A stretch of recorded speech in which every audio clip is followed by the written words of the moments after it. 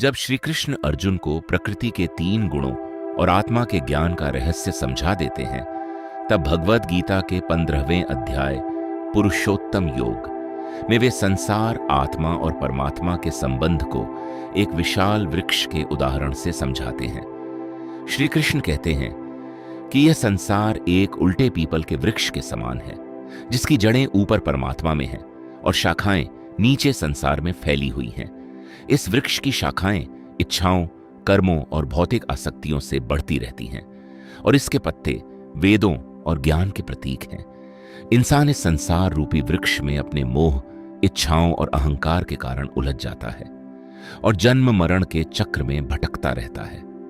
श्री कृष्ण अर्जुन को समझाते हैं कि इस वृक्ष का वास्तविक स्वरूप समझ पाना आसान नहीं है, क्योंकि इसकी जड़ें बहुत गहरी हैं। लेकिन जो व्यक्ति वैराग्य और आत्मज्ञान की तलवार से आसक्ति को काट देता है, वही इस बंधन से मुक्त होकर परम सत्य की ओर बढ़ सकता है। श्री कृष्ण कहते हैं कि परम धाम वह स्थान है जहां पहुंचकर आत्मा को फिर कभी इस संसार में लौटना नहीं पड़ता।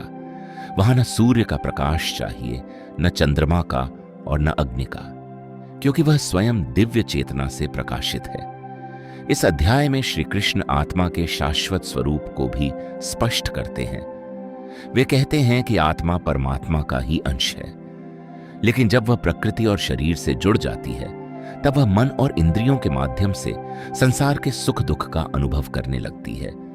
जैसे हवा फूलों की सुगंध को अपने साथ ले जाती है, उसी प्रकार आत्मा एक शरीर छोड़कर दूसरे शरीर में जाती है और अपने साथ मन तथा संस्कारों को लेकर आगे बढ़ती है। लेकिन अज्ञानी लोग इस सत्य को नहीं देख पाते, जबकि ज्ञानी व्यक्ति आत्मा की इस यात्रा को समझता है। श्री कृष्ण यह भी बताते हैं कि वे ही सूर्य का प्रकाश, चंद्रमा की शीतलता और अग्नि की ऊर्जा है। वे ही सभी प्राणियों के भीतर पाचन शक्ति बनकर भोजन को पचाते हैं और स्मृति, ज्ञान तथा बुद्धि का स्रोत भी वही है। इस प्रकार वे अर्जुन को समझाते हैं कि संसार की हर शक्ति और हर जीवन का आधार परमात्मा ही है। इस अध्याय का सबसे गहरा रहस्य पुरुषोत्तम का ज्ञान है।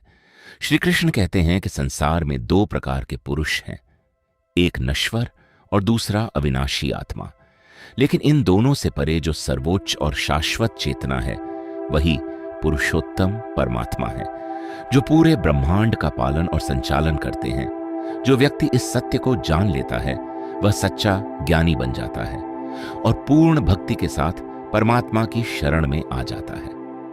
पुरुषोत्तम योग हमें यह सिखाता है कि यह संसार अस्थायी है और मोह का बंधन ही इंसान को बार बार दुख में डालता है। लेकिन जो व्यक्ति आत्मज्ञान, वैराग्य और भक्ति के माध्यम से अपने भीतर की चेतना को पहचान लेता है, वही वास्तविक स्वतंत्रता और परम शांति को प्राप्त करता है। अंततः यही गहरी सीख सामने आती है। यह संसार एक मोह रूपी वृक्ष है। जो व्यक्ति ज्ञान और वैराग्य से इसकी आसक्तियों को काट देता है, वही पुरुषोत्तम परमात्मा की शरण में पहुंचकर सच्ची मुक्ति और शाश्वत शांति प्राप्त करता है।